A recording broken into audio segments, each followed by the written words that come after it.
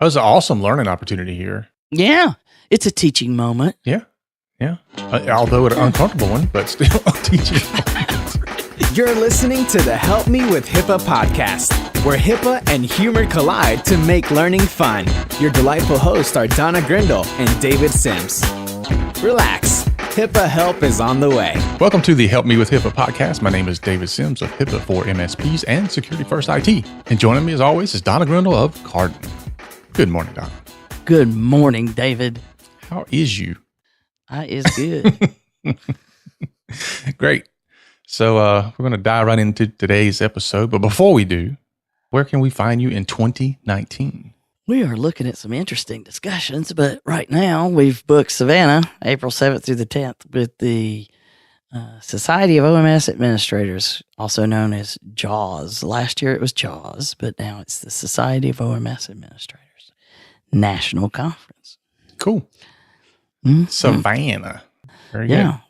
So right before that, and for those of you who are followers of the podcast all the time, you know we have another boot camp coming up. Yeah, bookends.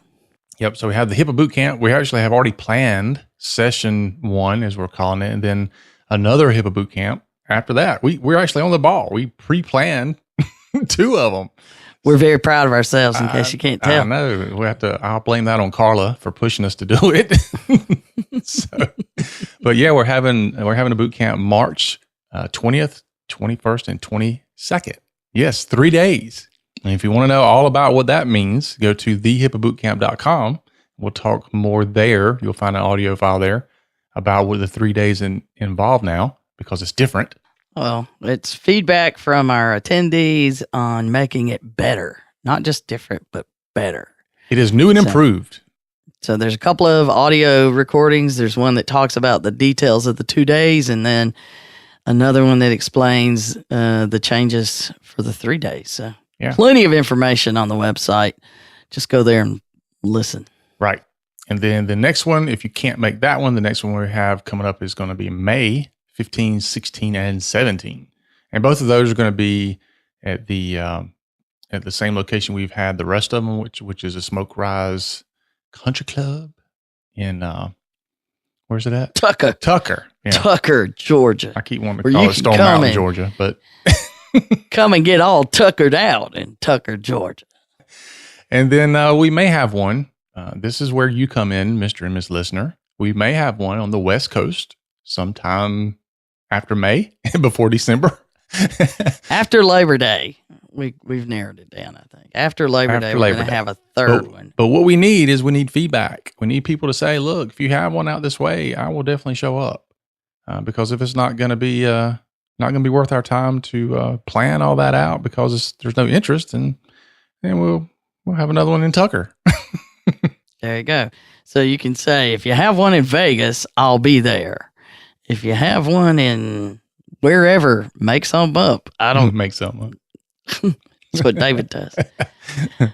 All right. So that boot camp is there. And as always, David has to plea for you to share or rate us.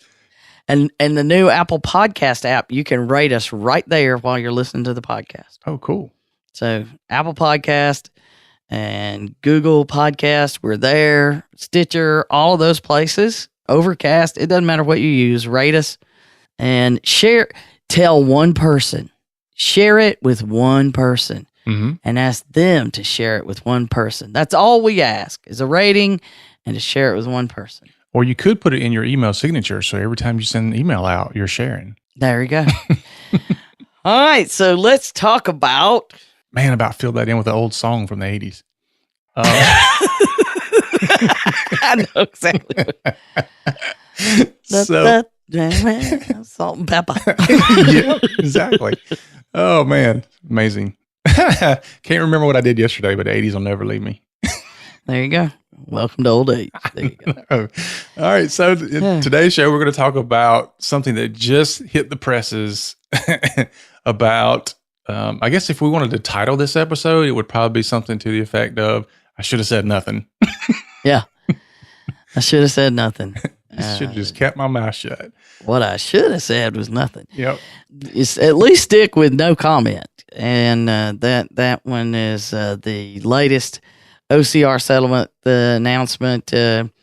Well, everybody's looking at it and getting all these different opinions, but we're going to go through and tell you the way we think you should look at it. Yeah. Well, the good thing about this one, if there is a good thing, it's a good thing it's not me. That's one thing. Is that we see the big ones, the big, hairy, audacious ones, or whatever you want to call them. Hairy. But we don't see, or people don't want to realize a lot of times that there are also smaller ones, small groups. They get dragged into things and they do things wrong. Often we hear, well, they're not going to come after me. I'm too small. Or I don't have to do X, Y, Z. I'm too small. It's not going to affect me. I'm too small. Yeah, I'm never going to have a problem. I'm too small. Exactly. So this proves the point, again, that is not the case. Well, there you go. So this one had to do with the allergy. Is it the original allergy practice, Allergy Associates of Hartford, PC? Mm-hmm. So in Connecticut. And, it's a 3-doctor group. So don't say you're too small. It's a 3-doctor group, and we've seen them for single docs before. So this is, another moment to make sure that all of those who think you're too small, time to pay attention. And this one had nothing to do with a data breach, no phishing or lost laptops or anything. This is absolutely nothing but people doing stuff or not doing stuff. Yeah.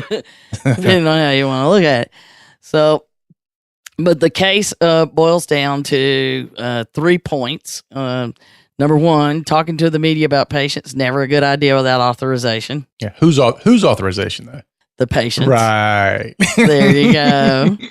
And, if you have PHI, it's PHI. It doesn't matter what. Then when someone screws up, no matter who they are, you have to apply your sanction policy. Mm-hmm. That's point number 2. And point number 3 is if you get a notice from OCR about an investigation, you should take immediate action to address that right then and there. Anything you haven't done, you need to do. Yeah, that's probably a good idea. Yeah, and we tell people it's all about that corrective action that you do after an event. Mm-hmm. That makes a big difference, because had they done that corrective action, this probably wouldn't be in the news.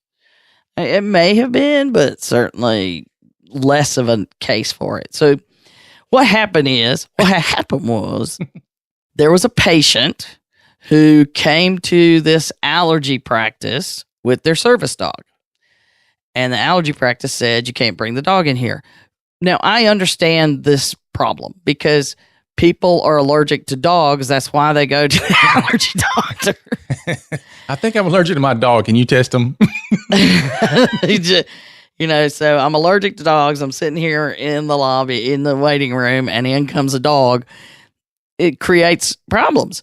But on the flip side of that, a service dog, a lot of people have service dogs, whether they're blind or incapable of reaching things, or there's a long list of reasons that people have service dogs. Mm-hmm. So with that in mind, I see that there's a potential for conflict there. Now, I would suggest that the allergy clinic would have had a policy on how to deal with that and dealt with it differently than what they did. Okay. But they tell the patient they can't bring the dog. The patient gets angry enough that they file a complaint with HHS for civil rights violations. So that's where this starts. It doesn't start with anything to do with HIPAA. At that moment, nothing to do with HIPAA. It could have just stayed right there dealing with that scenario between, should I have a dog in with patients who are allergic to dogs? You know what I mean? Mm-hmm. But no, it couldn't stay there. Because then the patient talked to a reporter about it, about the complaint and how horrible they were treated. And you know how people are. Mm-hmm. You don't know. They were upset. The patient was upset, and warranted or not, they wanted to get out and tell everybody. So they talked to the reporter. The TV reporter then calls the office to, they always call to get a statement. Yep. This is where it And goes that's south. where the HIPAA wheels fell off. Yeah, you're right. Boy, did they fall off. I know. So the request comes into the office, and the privacy officer says, just don't comment or say no comment. Mhm. So don't respond or no comment. And you always see that in news that we've reached out to so-and-so and they haven't responded to our request. Right. That happens all the time. So that's all you had to do. And that's what the privacy officer said to do. And that's what they should have done. And we still, at this point, would have not been dealing with HIPAA. Mm-hmm. But And then what happened, Dave? but then the doctor, in David's terms, says, "Look at him." So when the reporter called, he just like, "Let me tell you something right now. This is my side of the story." Whew. Yeah, and apparently let it rip. And again, as far as who has the right story or the different story, that's irrelevant to what we're talking about here because the story should have stayed where it was, and everything was fine until look at him, as David. Look at him. Tell you something. So now, not only do you have the Department of Justice coming and looking for a civil rights issue that has nothing to do with privacy, it has to do with the special needs and of the service dog being allowed in. But then you also now have Office for Civil Rights saying, look at the privacy violation. Mm-hmm. And then again was an opportunity to limit damage.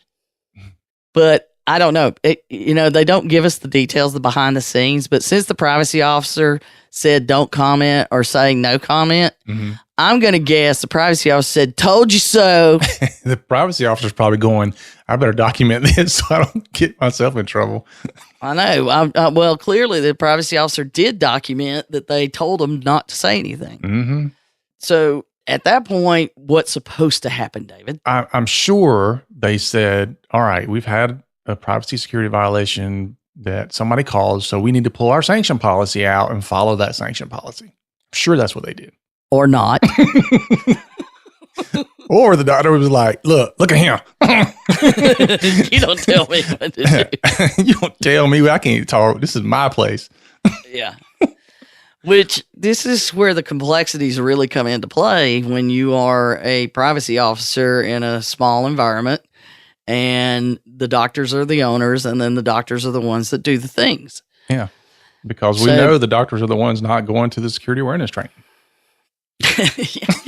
I'm getting more and more of them showing up to my HIPAA training, and I'm really pleased when that happens. Awesome. But in this case, they didn't sanction the doctor after it happened. And then after they were told that they were being investigated, they still didn't sanction the doctor. Oops.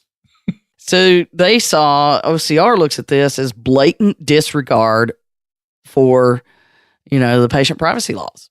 That's the way they looked at it. And at that point, they have the option under the law to say this is willful neglect, and we can come up with a minimum of $50,000 and decide whatever fine we want to make it up to the $1 million. At that point, they could have just written it off and fined them. Mm-hmm. They are allowed to do that under law. Well, bless their little hearts, they didn't. Uh-oh. They say over and over, they are looking for compliance. Mm-hmm.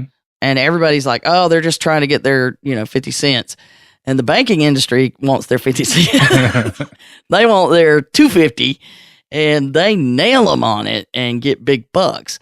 But, these, and we've mentioned before that folks in the financial industry call these tiny little settlements and, they try to keep quiet because they don't want them to get worse like the ones they get in the financial world.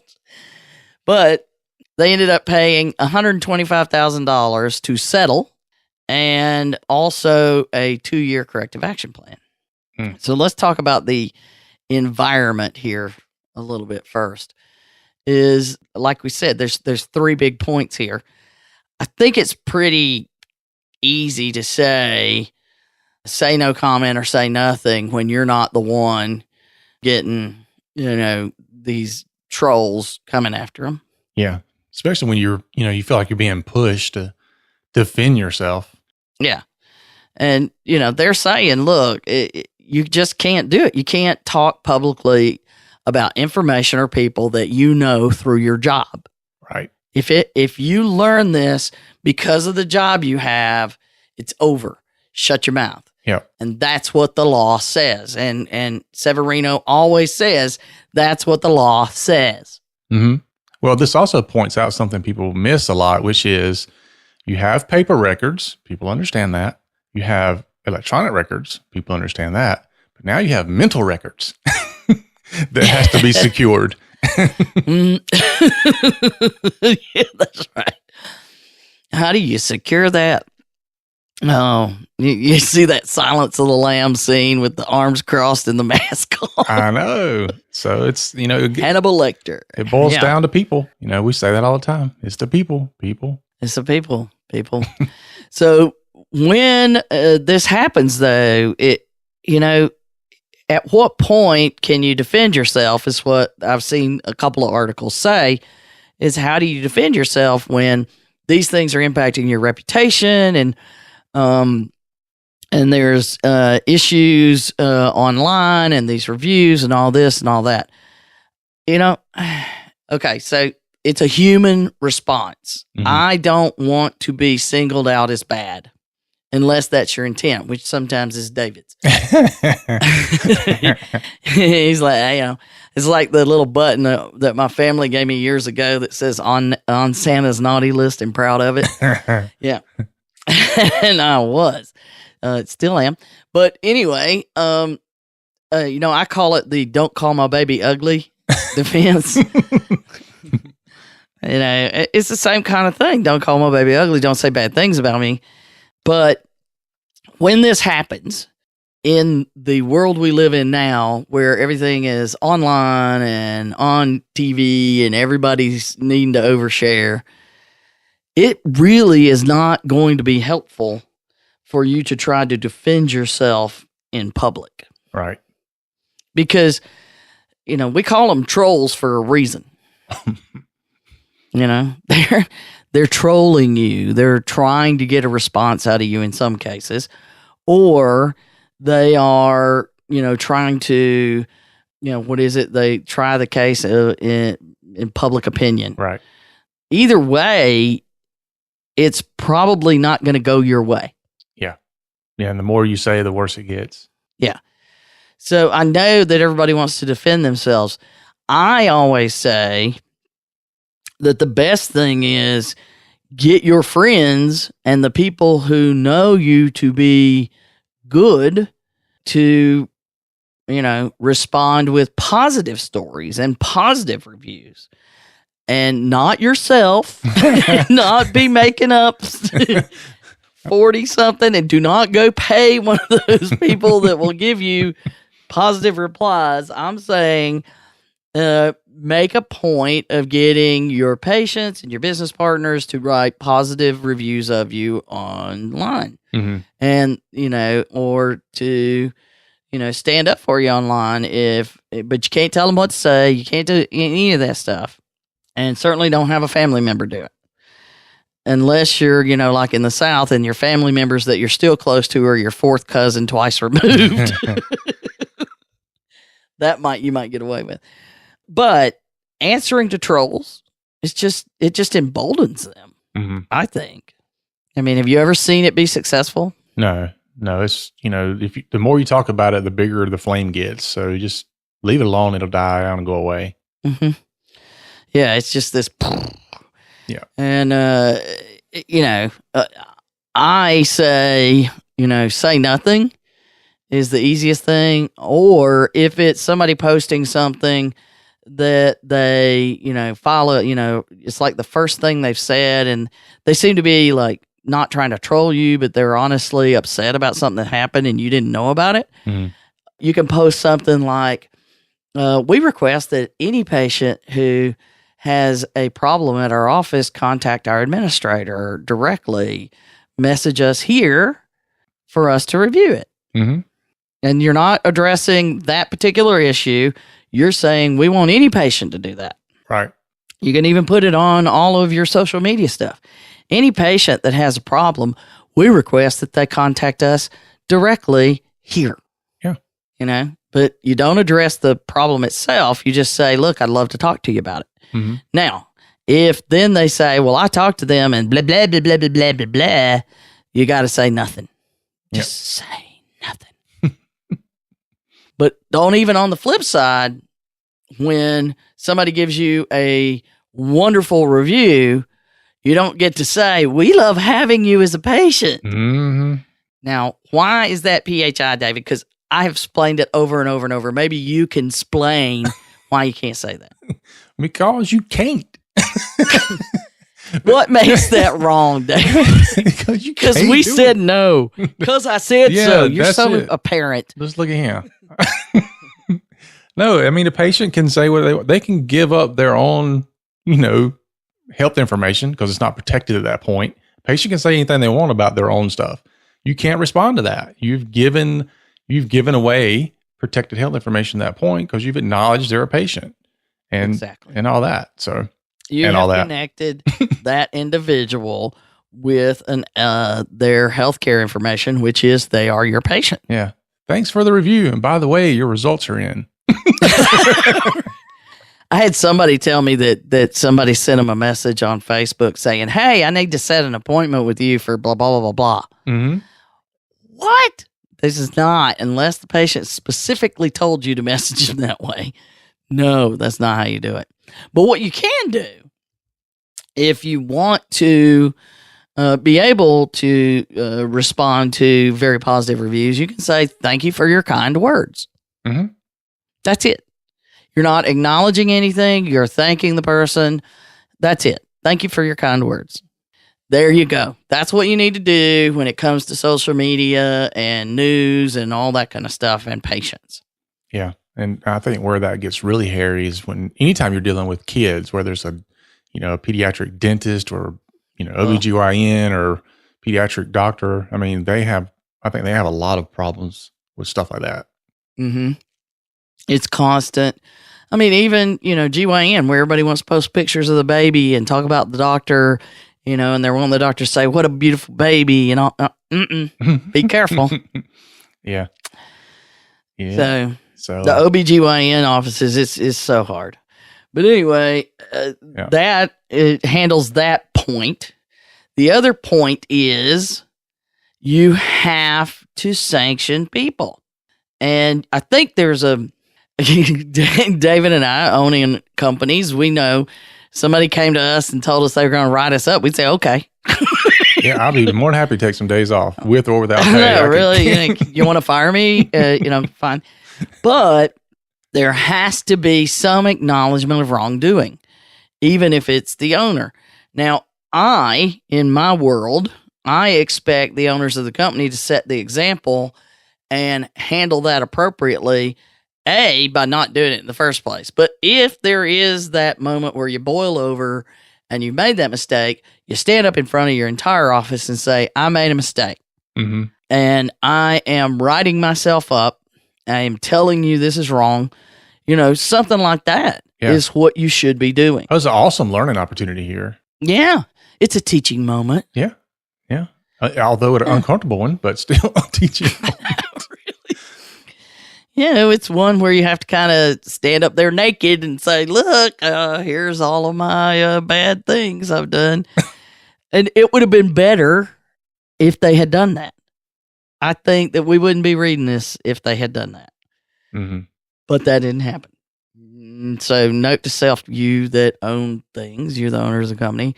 If I make a mistake, boy, I tell them, I have totally foobarred this because there's no sense in not. I would be taking the next couple of weeks off. I'm suspending myself. That's a new idea. Yeah. Anyway, can I start tomorrow? Yeah, but when you're the owner of the company, you can't suspend yourself, and you can only write yourself up, a certain way. But what you can do is lead by example. Yeah, and leading by example is what we need the most when it comes to privacy and security. Yeah. And maybe that means you need to have a separate sanction policy or something in the policy about how you're going to deal with yourself if you're the owner of the company. It's true. Yeah. Yeah, because I guess I should go write that. Well, I mean, it does, not that it's a different standard, but it has to be a different way of punishment because it just, you can't necessarily do the same things to yourself as you could your employees. Well, and there's something to be said about that, especially in partnerships, Yes. because these actions bring down the whole partnership, and there should be something in the partnership agreement or sanction policy, however you want to structure it from a legal standpoint, that says, look, if you do these violations and put us in this position, you carry more of the weight of what that means. Mm-hmm. I agree. And it's certainly something to discuss more, because not only are you in the news for all this, yeah, and you were in the news then, because his partners are probably not very happy. Probably not. But no, brings up a great point. Yeah. Be prepared to deal with that. And everybody's like, oh, that's not going to happen. Well, then make a plan anyway so it's written down. And if it never gets used, great. Look, I hope I never use a lot of stuff I have written down. I know, really. I never want to deal with some of the decisions I've had to make and put in a policy. But at least it's decided, Mm-hmm. and everybody understands the repercussions. And so there's a very valuable thing there, because not only are they in the news and they're out the $125,000 and all the legal fees and all of the personnel time for this investigation, because this has been going on since 2015, on and on and on and on and on. There's been a ton of costs so far. And now we're on the 2-year corrective action plan. Mm-hmm. And what did you say before we started? That you wanted to change the name of the cap to what? AUIB or AUYB. Yeah, AUYB. all up in my business cap. Anytime you all up in your business. Yeah, all up in your business, because that's what a corrective action plan means. That's right. They're going to be all up in your business for 2 years. Mm-hmm. Well, we've gone through these before many times, and they have a pretty standard thing that says, look, while you're in this, if you have someone that violates policy, then you got to let us know, especially if it deals with some sort of breach. Then we've got to know immediately in a report what happened, how you handled it, all these kind of things. So you're outside the normal breach reporting rules when it comes to HHS. And this one really dealt with developing policies and procedures and enforcing them. And so there's very specific things about having developed policies and procedures, which kind of, you and I both know that 3-doctor group probably didn't have written policies and procedures. Yeah, they didn't mention anything necessarily about it, which I kind of found. They had the templates, maybe, something. Yeah. I mean, I kind of found it shocking because I really expected to hear they did not have a sanction policy or something like that. So maybe they did. I mean, if they had a privacy or a compliance person, then. Yeah. So they had something, but in the cap, it says they're going to review and publish, policy and procedure updates and train the people. And you've got the 30 days and the 60 days Mm-hmm. and all that kind of stuff. And it all deals with policies and procedures and blah, blah, blah.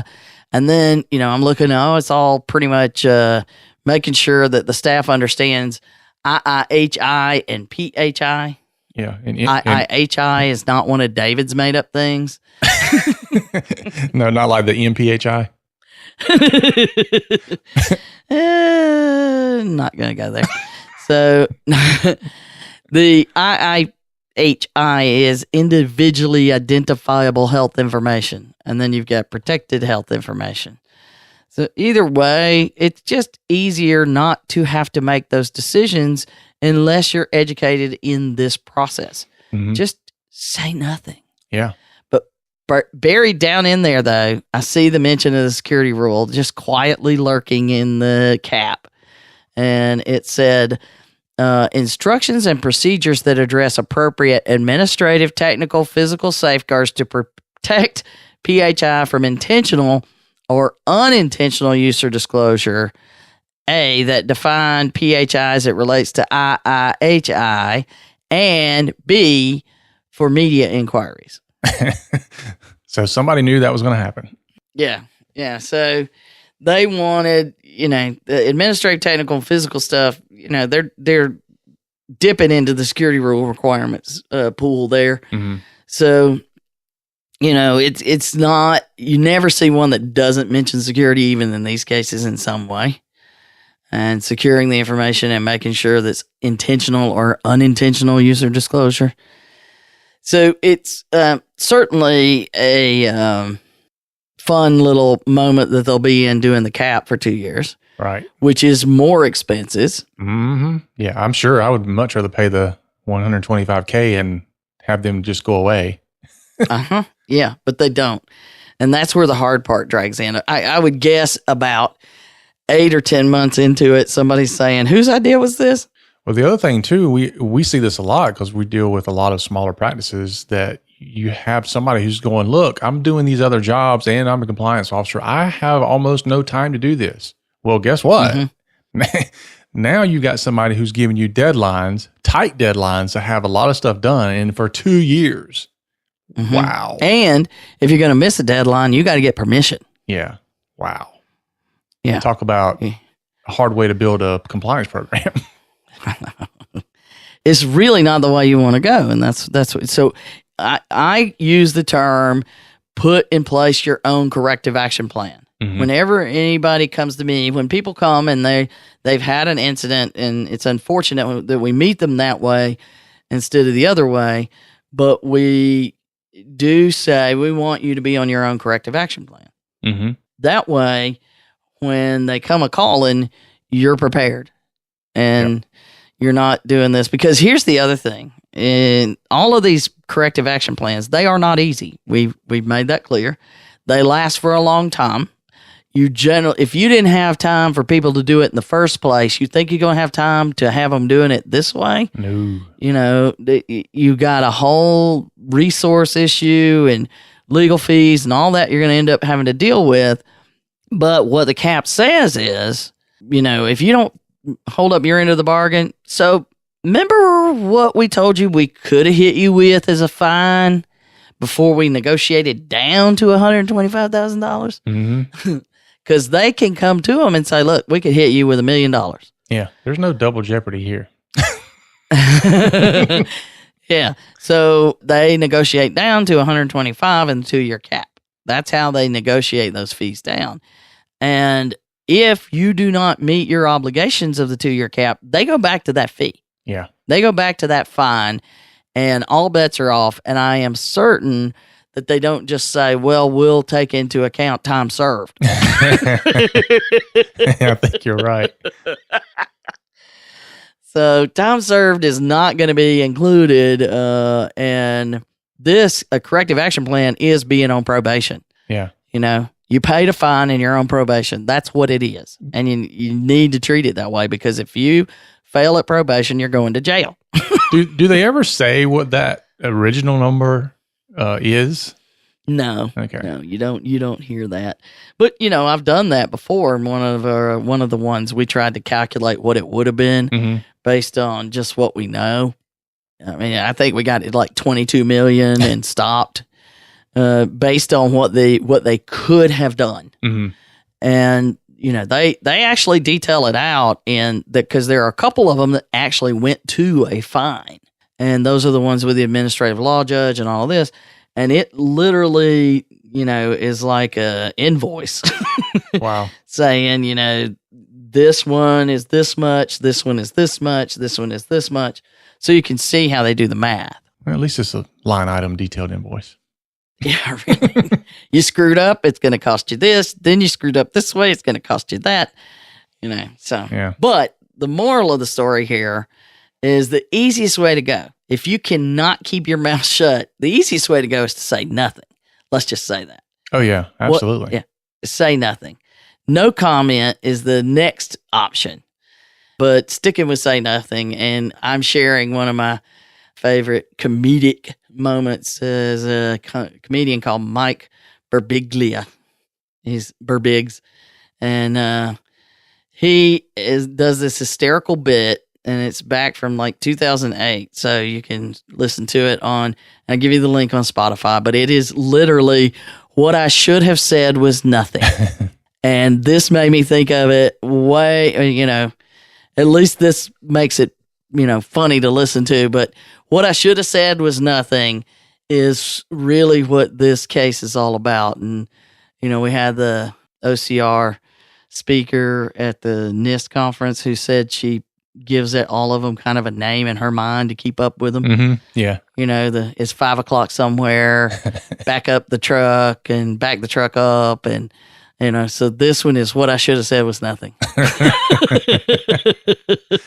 Yeah, it is. And, for those of you who aren't in healthcare, maybe you're listening, don't worry. More legislation is coming that's going to hit you too. Indeed. They're already talking about the federal, privacy law. So it's coming. Yeah, and it's another one of those things, just like we always say when it comes to the HIPAA laws. Yes, they do want to make some changes. They don't want to make it go away. It's a bipartisan belief that you should have the right to privacy. I mean, that's a big hunk of chunk of the whole constitutional idea here was our right to our own beliefs and privacy. Yeah. Yeah. Because I think it's almost getting to every single day. I'm seeing something in the news about a breach. I mean, we just had a big one in our area with Atrium Health, third-party vendor. Oh, yeah. That one's huge. Yeah. We need to talk about that came out earlier this week. I think it was actually Wednesday. Wednesday morning, wake up, see that. Well, guess what? Wake up this morning, and then you see, was it the Marriott had a breach that, now get this, we'll talk about this more, I'm sure, in another episode, but been going on since 2014, and they just found it. Just found the people in there. And what do we say? If nobody's looking? If you ain't looking, it's a cooking. So, and I also have my email addresses are monitored constantly to see if they're on the dark web or part of a breach. Two notifications in the past 2 weeks that my information has been breached from people that I have no idea why they even have it. I mean, obviously it was sold to them. They bought it from somewhere. Yeah. But yeah, so there you can't stop it from happening. Your information is out there. If you're not looking, you're not monitoring it, you're not being diligent about it, there is no telling what's happening. Indeed. That brings me to a conclusion. Yeah. Well, you just because David just scared you, go back to what I should have said was nothing. Listen to the comedy bit because it's not anywhere near as painful as thinking about what's really going on. Yeah. Go listen to that. That way you can laugh after I just drug you down that dark hole. All right, folks, that's our show for today. Please remember to follow us and share us out on your favorite social media site. Rate us on our podcasting app and all those other places Donna said that you could rate us. Remember the HIPAAbootcamp.com. Go there, get all the information about the next 2 HIPAA boot camps. Go ahead and get signed up and register before we run out of tickets early like we did last time. So remember, for Donna and myself, the HIPAA is not about compliance. It's about keeping your mouth shut. You've been listening to the Help Me with HIPAA podcast, hosted by Donna Grindle and David Sims. The show created to help you with HIPAA. For more information or to ask us a question, visit our website at helpmewithhipaa.com. Neither Donna Grindle or David Sims are attorneys, and they do not offer binding legal advice concerning regulatory compliance. The information in this podcast should not be relied upon or construed as legal advice in any way. Consult your attorney for legal advice concerning compliance with HIPAA regulations.